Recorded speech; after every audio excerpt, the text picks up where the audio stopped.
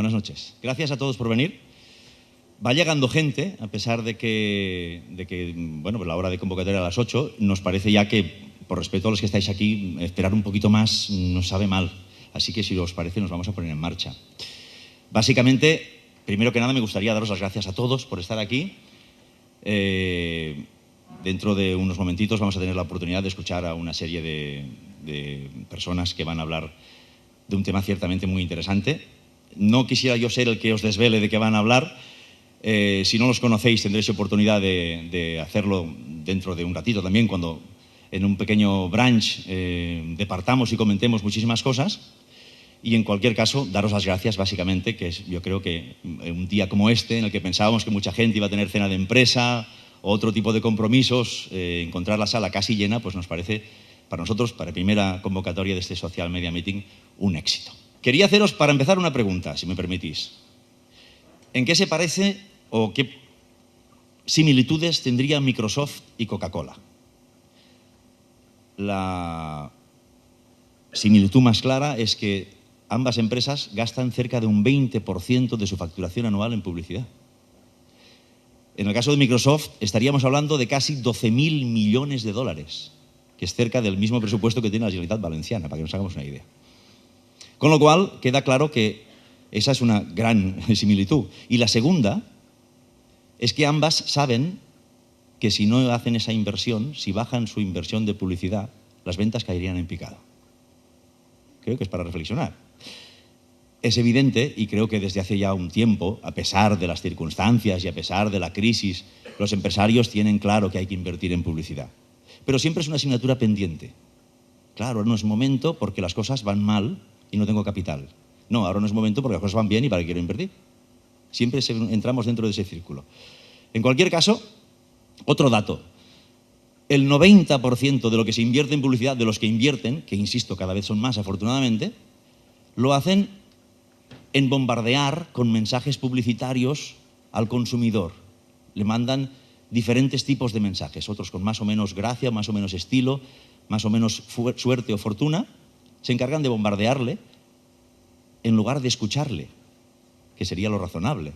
Si queremos fabricar algo, si queremos vender algo a una persona, deberíamos saber qué le gusta.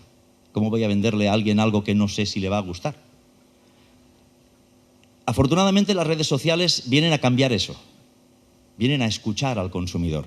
Vienen a darnos la oportunidad de que sepamos qué piensa. El diálogo, el boca a boca tradicional, que seguro que muchos de vosotros en alguna ocasión le habréis dicho al comercial de la revista que vendía veneros a publicidad, decíais, no, la publicidad que más me funciona es el boca a boca. Es el boca a boca del siglo XXI, las redes sociales se han convertido en eso y están cambiando la forma de relacionarse las personas. Están cambiando la forma de comunicar, están cambiando la forma de expresarse incluso, y están cambiando la forma también en que las empresas van a entender que tienen que dirigirse a sus consumidores. La publicidad está cambiando. Y es una publicidad mucho más inteligente, una publicidad que va justamente al corazón del consumidor. Segmentamos, averiguamos quién es, cómo se llama, qué le gusta, dónde vive, cuántos hijos tiene. Eso nos permiten las redes sociales. Y cuando en larga vida la publicidad pensamos que ese era justamente un camino a seguir y a pesar de eso un gran desconocido, es cuando pensamos, hay que montar algo. Hay que montar un acto como este. Y un acto como este, que es el primer año, el año cero, de lo que pretendemos que sea un encuentro anual en el que podamos encontrar sitios donde converger, momentos en los que se convierta en un ágora de información, donde gente como la que hoy tendréis oportunidad después de mí, que nos cuente exactamente qué son exactamente esas redes sociales, cómo trabajamos con ellas, cómo la tecnología puede ayudar justamente a comunicar mejor. Ese en punto de encuentro en el que anualmente tengamos la oportunidad de conocernos mejor, de saber exactamente qué experiencias tienen otros empresarios y cómo pueden aportarnos a mejorar justamente esa comunicación con nuestros consumidores. Mirad, normalmente tengo la oportunidad, afortunadamente, de conversar con muchos empresarios y es una cosa que me resulta muy agradable porque se aprende muchísimo. Y una de las cosas que suelen contarme cuando yo pregunto, oye, ¿qué estáis haciendo en redes sociales?